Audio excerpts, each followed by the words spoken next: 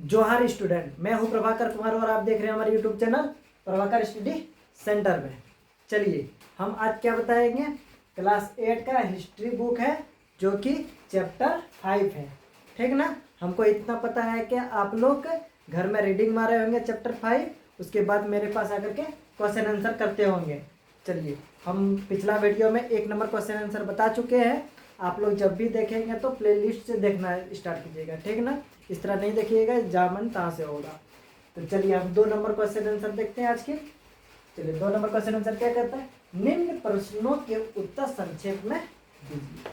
ठीक, 2 नंबर का क नंबर, बुनकरों को किन समस्याओं का सामना करना पड़ रहा था। चलिए देखते हैं आंसर।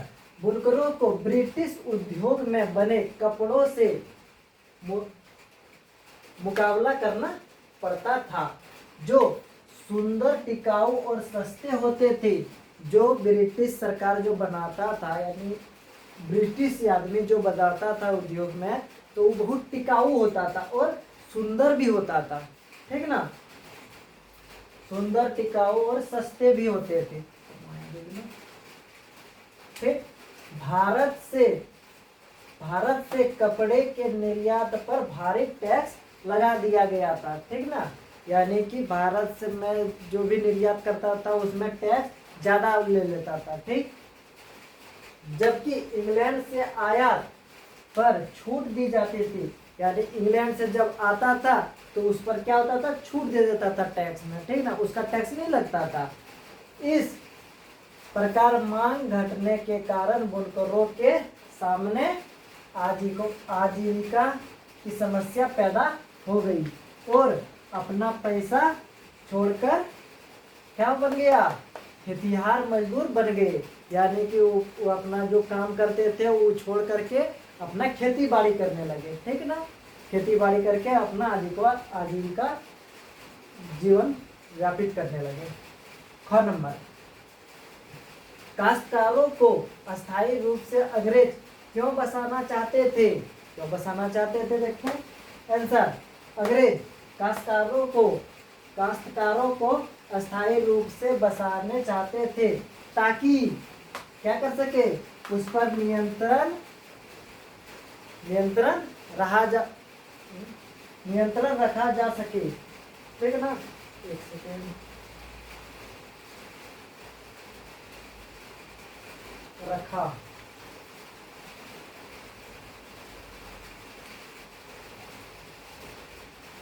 नियंत्रण रखा जा सके, ठीक।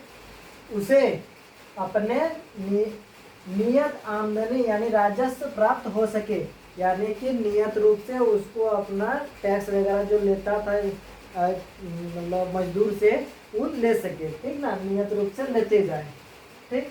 इसीलिए वो क्या करता था, अस्थायी रूप से बसाना चाहता था।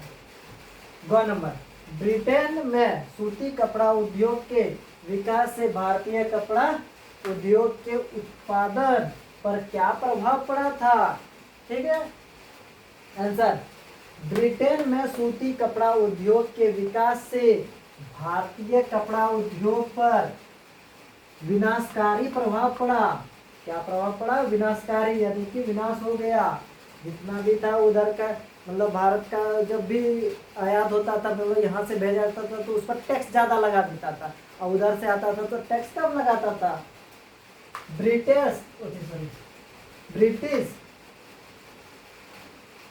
ब्रिटिश मिलों में बने सस्ते कपड़ों ने भारतीय बाजार पर बाढ़ ला दी थी, ठीक ना। इससे भारतीय बुनकरों और उत्पादकों को भारी क्या हुआ, नुकसान हुआ, ठीक ना। आयात शुल्क और निर्यात में गिरावट के कारण भारतीय कपड़ा उद्योग क्या हो गया, सुकड़ गया, ठीक ना। यानी कि कमजोर हो गया और कई बुनकर बेरोजगार हो गए। जितना भी बुनकर था, वर्कर था, वो सबका क्या हो गया, बेरोजगार हो गया।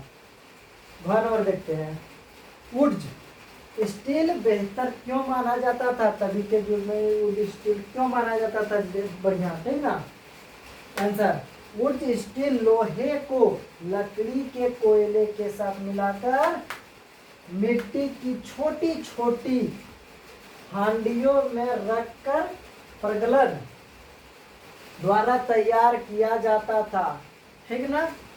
इस प्रकार बना स्टील काफी सख्त यानी कि मजबूत, सख्त और मजबूत होता था।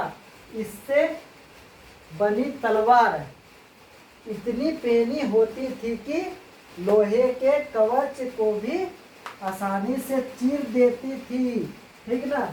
जो भी तलवार बनाता था इतना एकदम धार रहता था, धार समझता है, वही धार रहता था क्या, वो एक बार में चीर देता था कवच को, ठीक ना। इसीलिए उर्ज स्टील बेहतर माना जाता था, ठीक। यानी कि जो भी स्टील बनाता था तभी के युग में, मान लो मिट्टी का बर्तन बनाते तो तुरंत टूट जाता था, लेकिन इस सब क्या किया, स्टील का बनाने लगा। अब स्टील का बनाने हंडिया देखता है कैसे आता है, एल्युमिनियम में आता तो टूटता है, नहीं टूटता है। तो इसीलिए वहाँ पे स्टील मतलब उर्ज स्टील अच्छा होता था। चलिए 2 नंबर क्वेश्चन आंसर खत्म हो गया। अगला वीडियो में मिलेंगे 3 नंबर क्वेश्चन आंसर लेकर के, ठीक। अभी तक हमारे चैनल को यदि सब्सक्राइब नहीं किया तो चैनल को सब्सक्राइब कर दे और बेल घंटी को भी दबा दे। हाँ, इस वीडियो को शेयर भी जरूर करें, ठीक ना। चलिए इसको पोस्ट करके लिख लो।